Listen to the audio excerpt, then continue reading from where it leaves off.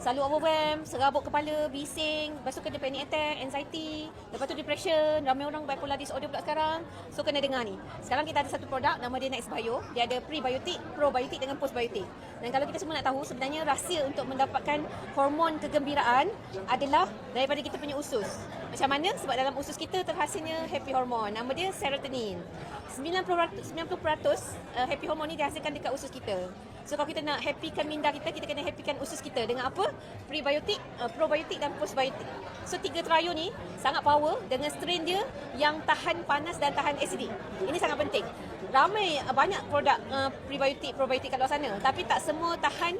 Baru masuk sini dah habis. Dia dah rosak.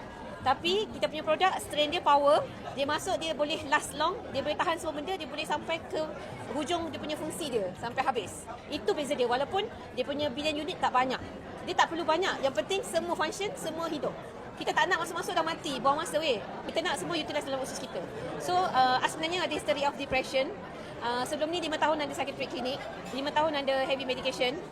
Dan masa membesarkan anak tu sebab ada anak autism diorang, so develop panic attack and anxiety. So, lepas jumpa Alora, alhamdulillah banyak sangat improve, tapi dia ada masa kita akan relapse. Apa itu relapse? Dalam masa 2-3 bulan kita akan shutdown 3 hari. Tak nak makan, tak nak minum, nangis, tidur dalam gelap, tak ada jumpa orang. Nak betul-betul recover seminggu. Kalau orang depression kan hari-hari macam tu, tapi bila kita relapse 2-3 hari kita off. Dalam BE mana boleh kita off kan? Mana boleh shut off kan? Mak tak boleh shut off.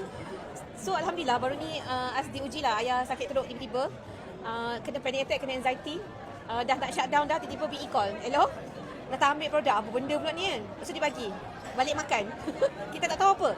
So betul-betul macam placebo, kita tahu dia biotics je, tak tahu apa benda. Balik makan memang almost immediately kita punya emosi grounded, kita tenang dan kita boleh adapt to the situation. You rasa dia akan bersihkan usus lah, dia akan bagi emosi lah. So masa As dah grounded tu, dah tenang, masa tu As tak perasan, As punya ilham keluar banyak tau. Kita tak plan pun, tiba-tiba dia pop. Lepas tu kita boleh execute. Dan kepala kita ni kalau buat BE 4 highway, kalau ambil Next Bio dia jadi 8 lane. Lepas tu kalau ada banyak barang dalam kepala ni, dia akan susun dalam laci masing-masing. Satu hari keluar satu laci, selesaikan masalah. Keluarkan satu laci, selesaikan masalah. Keluarkan satu laci, selesaikan masalah. Because of what? Because of that? Sebab dia bagi kita mental clarity. This product. Kalau tak kan kepala otak kita bising.